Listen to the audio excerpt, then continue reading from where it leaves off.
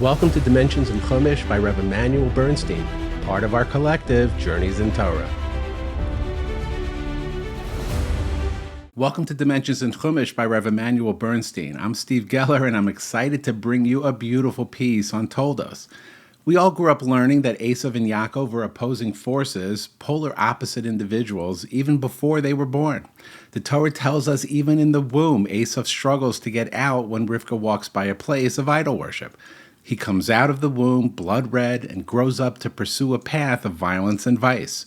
His hatred towards Yaakov reached its ultimate destiny, becoming an actual halacha of their own, which states, speaking of when Yaakov and Esav would meet in Vayishlach, the Sifrei B'Midbar says it is a known halacha that Esav hates Yaakov, but his mercy gained the ascendancy at that time and he kissed him with all his heart. It's a halacha that Esav's descendants and spiritual heirs have fulfilled religiously throughout the ages, adding their own touches along the way. So it's easy to read all this and never even consider that things could have been different for Esav. It just seems that Esav was doomed from the start to be the wicked person that he was. But in reality, if everyone has free will, then didn't Esav have as well? Because if this wasn't the case and he had no choice but to follow a path of wickedness, he could not then have been faulted, indicted, or punished for doing so. In truth, Esav was the son of both Yitzchak and Rivka. He was part of the answer to years of their heartfelt prayers for children. In fact, many lofty and prestigious people are counted among Esav's descendants, including the righteous Antoninus and the Tana of Meir. What all this means is that although Esav undoubtedly had deeply embedded tendencies towards violence and wrongdoing, he also had the capacity to overcome them and control them, channeling them toward productive purposes. As Chazal point out, a later personality in Tanakh who received exactly the same appellation as Esav, Admoni, meaning red or ruddy, was David HaMelech, but he used those very same qualities to wage war against the enemies of Israel. In other words, while there is no question that Esav's character was vastly different from that of Yaakov, this only means that his challenges and possibilities were, likewise, very different, but whose potential was no less noble or praiseworthy. With this in mind, knowing that people become what they aspire to become, Yitzchak desired to give the blessings to Esav. If we look at the actual blessings, they appear to be simply an abundance of material prosperity. May God give you mital hashemayim, of the dew of the heaven, ubishmane haaretz, and the fatness of the land, v'rov dagan v'sirosh, an abundance of grain and wine. How exactly are these things the coveted blessing of Yitzchak? Even more curious is that at the end of the parsha, even after Yaakov has received the blessings and Esav asks his father if there is any blessing left for him, Yitzchak responds by essentially blessing him with the exact same things. Of the fat of the land shall be your dwelling, and of the dew of the heavens from above. Were those not the very things that he had already given in Yaakov's blessing? The key difference between these two blessings is the way the first bracha begins. Vayitin lecha ha'elokim, and God shall give you from the dew of the heavens. The blessing lies not in the material gifts themselves, but in the way that they come to the person directly from Hashem. If the recipient of these things remember that they came directly from Hashem, he will only use these blessings in the service of godly pursuits. And this was precisely Yitzchak's plan to provide Esav with the basis for channeling his physical tendencies toward a moral and spiritual life. Unfortunately, what Esav had been concealing from Yitzchak over the course of all those years was the fact that he had long since abandoned any notion of doing so, instead embracing a life of physical and material enjoyment. This is something that Rivka sees much more clearly than Yitzchak does, leading her to conclude that if Esav receives the blessings, he will only squander and abuse them. Therefore, it is Yaakov who should receive both of the blessings. Even more than that, Rivka sees not only the lifestyle that Esav has chosen, but that he has adopted an attitude which effectively guarantees that he will never develop any good that is inside him.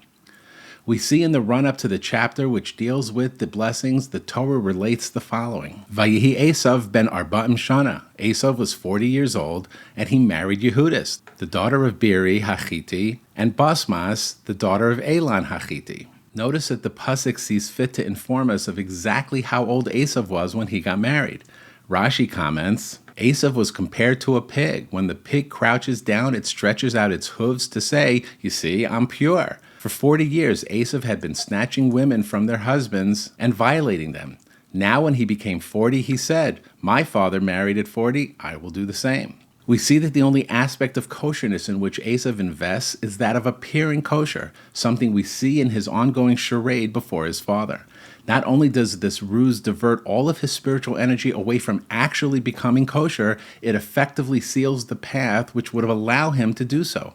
There's only so long Esav can expend energy convincing people that he is a moral person before he himself starts to believe it.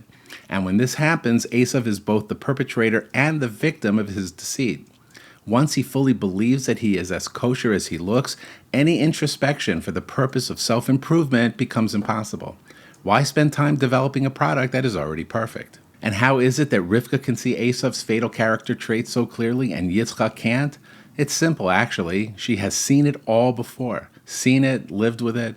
It was a trademark of the master of disguise in her own home, her brother Lavan. Over and over, we see that Lavan can perpetrate any crime and that not only defend it, but claim the moral high ground when doing so. After agreeing to give Rachel to Yaakov after 7 years of work, only to substitute Leah at the last moment, when confronted by Yaakov the next day, Lavan simply answers, "We don't act that way in this place, to give the younger sister before the older one." And just like that, Lavan is saying to Yaakov, "I know you specified Rachel in your terms, but that is immoral and insensitive. I was sure you were not actually asking me to be involved in such an immoral enterprise.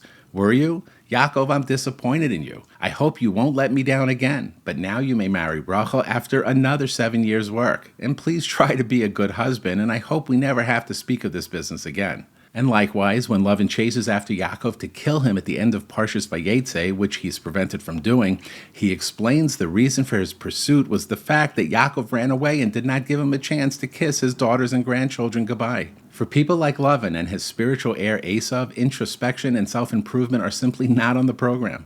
Recognizing this quality in Esav only too well, Rivka realizes that for him to receive the blessings cannot have a good outcome and will only lead to more evil on his part. This trait of Esav shows itself in another one of his weddings, this one at the end of the Parsha. After Yaakov succeeded in receiving the blessings from Yitzchak, the Torah recounts, Esav saw that the daughters of Canaan were evil in the eyes of Yitzchak, his father. So Esav went to Yishmael and took Machlas, the daughter of Yishmael, as a wife for himself. Another wedding? This is an unusual way to conclude this section of the Torah. After all the events of that day, whose repercussions would echo and reverberate throughout history, the final event we're told about is Esav marrying again? Why does Esav keep getting married? The Shem MiShmuel explains that Yaakov receiving the blessings from Yitzchak was a bitter disappointment for Esav. In spite of his best efforts over the course of many years to win over his father, Yaakov still outsmarted him. What followed was a strategic moment of reflection for Esav. What is wrong with Esav that Yaakov keeps getting the better of him? After much introspection, he finally found the answer. Nothing was wrong with him. The answer must be that he's being held back by someone else. It must be that he's married to the wrong woman. If only he had the right wife, everything would work out for him. It's such a sad moment for Esav, and one which symbolizes the path he chose for himself. Upon being presented with a rare opportunity to finally consider what was wrong with his life, he could only focus on what was wrong with his wife. Let's go a little further down this path. Many commentators explain that not only did Esav have the potential to live a good and moral life, he had the capacity, together with Yaakov, to be part of the legacy of Avraham and Yitzchak. That while Yaakov would devote himself to spiritual pursuits, Esav would oversee the more practical and physical aspects of maintaining the nations. Support for this approach appears to be in a comment made in the Midrash Yalkut Shimoni in Sefer Yehoshua. The Midrash states that the term Gedola, greatness, is mentioned in conjunction with each of the Avos. When it comes to Yaakov, the Midrash cites the pasuk, Vayigdalu hana'arim, and the boys grew up. The Midrash then notes that this pasuk refers to both Yaakov and Esav, commenting, even Esav was originally included, except he corrupted his ways. The Midrash is informing us that Esav was originally part of the greatness associated with the Avos, Avraham and Yitzchak, but instead forfeited his role. So where Yitzchak's blessings were actually intended not only to help Esav live a meaningful life, but also to allow him to fulfill his role in maintaining the material prosperity and security of the Jewish people, Rivka realizes that Esav had no interest in his role of that partnership. So now Rivka must arrange for Yaakov to receive the blessings, thereby assuming both roles.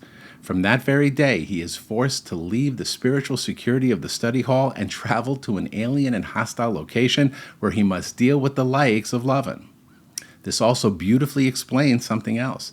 Chazal informs us that Leah was originally supposed to marry Esav, but that she prayed and wept incessantly that this not happen. The deeper meaning behind this is, had Esav assumed his role in the building of the Jewish people, Leah would have been his wife and partner in that mission. In the end, with Esav rejecting that path and Yaakov assuming both roles, Yaakov would then marry Leah as well as Rachel. The full extent of the reversal that took place with Esav is brought home when we see a comment in the Midrash where Yitzchak's words to Esav when sending him out to hunt for food before receiving the blessings contain an allusion to the 4 exiles the Jewish people would endure. Take your gear, your quiver, your bowl, and go to the field and hunt me some game. Your gear is Galus Bavel. Your quiver is Persia. Your bow is Greece. And go to the field is Galus Edom. Why are these 4 exiles being alluded to at this stage? Because the blessings Yitzchak was planning on bestowing upon Esav were for the purposes of assisting him in fulfilling his role within the unfolding landmarks of Jewish destiny, including waging war against the enemies of Israel, as represented by the 4 exiles.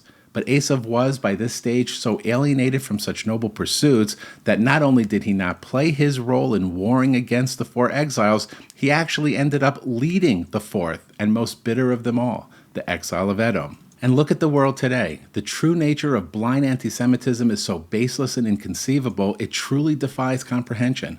But in reality, a significant part of its core is understood as the exception people take to the godly message that Jews bear in the world. And the deepest animosity is emerging from the corner of Esav, for whom the rejection is not only of the message itself, but also of the role which he himself could have played in promoting it. This places Esav as our final and most bitter antagonist, whose ultimate downfall will mark the final redemption itself.